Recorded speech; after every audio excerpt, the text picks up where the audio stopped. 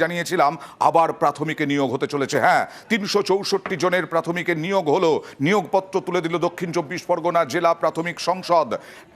৩৬৪ জন, সেই ৩৬৪ জনের নিয়োগপত্র দেওয়া হলো। আইনি জটিলতা কাটিয়ে ফের প্রাথমিকে নিয়োগ।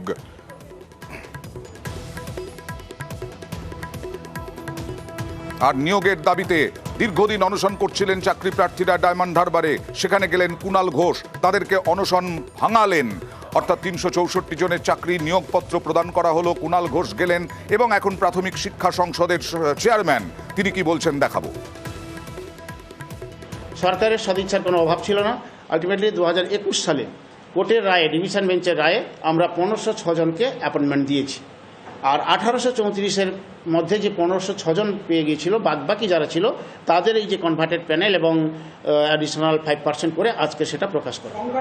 364 যারা নন জয়েনিং, তারা সংখ্যাটা হলো 576 নন জয়েনিং পোস্ট ছিল। সেই পোস্টের এগনেস্টে এই যে 364 জন অ্যাপয়েন্টমেন্ট পাবে। আগে দেখালাম কুণাল ঘোষ, তিনি গিয়েছিলেন অনশন ভাঙাতে চাকরি প্রার্থীদের। কুণাল ঘোষ কি বললেন দেখুন। যারা আগে চাকরি পেয়ে জয়েন করেননি যে শূন্য পদ, সেটা এনাদের থেকে নেওয়া যায় কি না, সেটা আমি ওনাদের তরফ থেকে চেয়ারম্যানকে জানিয়েছি।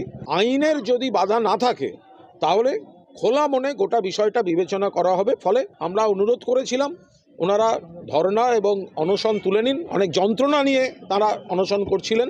ওনাদের যন্ত্রণার প্রতি পূর্ণ সহমর্মিতা জানিয়ে এক ধাপ সরকার পুরো প্যানেলটাকে কমপ্লিট করেছে। এবার তার ফাঁকে যেগুলো রয়েছে সেগুলো নিয়ে ওনাদের যা বক্তব্য আছে, ওনারা ডেপুটেশন দিলে পরবর্তী ধাপ আলোচনাটা তখন শুরু হবে। প্যানেল একটা বেরিয়েছে, এর আগেও বেরিয়েছিল, বাকিটা বেরোলো।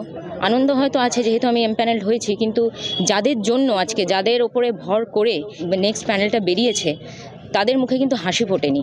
সেই জন্য আমার আনন্দের সেই বহিঃপ্রকাশটা আমি করতেও পারছি না। কুণালবাবু বলে গেলেন যে ধাপে ধাপে প্রসেসিং চলছে, এবং চেয়ারম্যান সাহেবও বললেন যে 622টা নন জয়েনিংয়ের কথা। সেগুলো যদি আস্তে আস্তে হয়ে যায় তাহলে আমার মনে হয় বাকিদের মুখেও হাসি ফুটবে এবং 2009টা সম্পূর্ণ হবে।